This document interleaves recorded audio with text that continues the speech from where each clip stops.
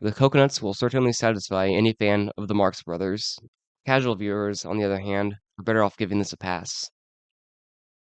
Released in 1929, The Cocoanuts was the big screen debut of the stage comedy group known as the Marx Brothers. Made shortly after the innovation of sound, this film is a primitive and not entirely successful attempt at both sound recording and adapting a stage performance to the medium of film.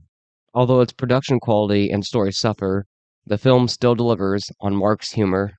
The Cocoanuts was based on a stage play, and it shows through in the production. Occasionally, the film features a strong shot, most notably the overhead used to kick off the climax. But for the majority of the movie, the camera ends up in places that are odd, awkward, and uninspired. The same applies to the directing. Many shots feel shallow, with the actors and key props placed in a straight row.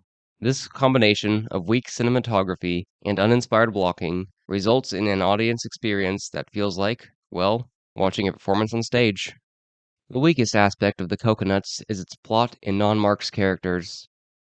The only characters given decent introductions are the four brothers. Otherwise, key players abruptly appear in the film with little justification for their presence. In between the jokes and musical numbers, more on those later, there is something that resembles a story about lovers and jewel thieves, but it is interrupted so frequently it feels like reels from a completely different film were spliced in. Even the characters seem eager to drop the story. They will do things in the middle of scenes that conflict with their motivations and previous behavior simply for the purpose of setting up a joke. The Cocoanuts is at its best when the Marx Brothers are on screen, especially when they're together. Groucho is the owner of a failing hotel, Zeppo is his unpaid employee, and Harpo and Chico are drifters looking for a chance to make money, honestly or dishonestly. Poor Zeppo always struggled to find his place among the brothers, and is given very little to do in this movie. Groucho, Harpo, and Chico, on the other hand, are fantastic. Their cartoonish personalities complement each other perfectly and result in some hilariously comedic interactions. My favorite running gag is Harpo's superhuman pickpocketing abilities, which allow him to steal anything from anybody, from shirts to dentures. Song and dance sequences are a core element of any Marx Brothers production.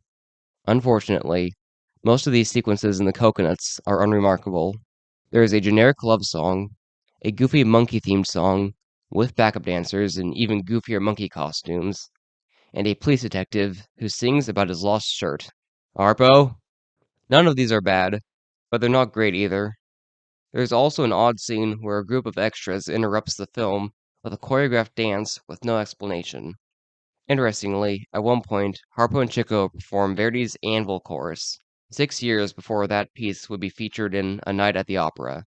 The best musical moments occur when Harpo plays the harp and Chico plays the piano. These are recurring performances used in many Marx Brothers movies.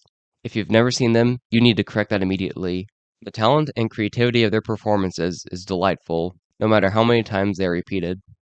The Cocoanuts is not a great film, but the one aspect where it succeeds is the humor, which is the most important part of any Marx Brothers movie. This one positive quality makes the whole thing worthwhile, as long as you like the Marx Brothers.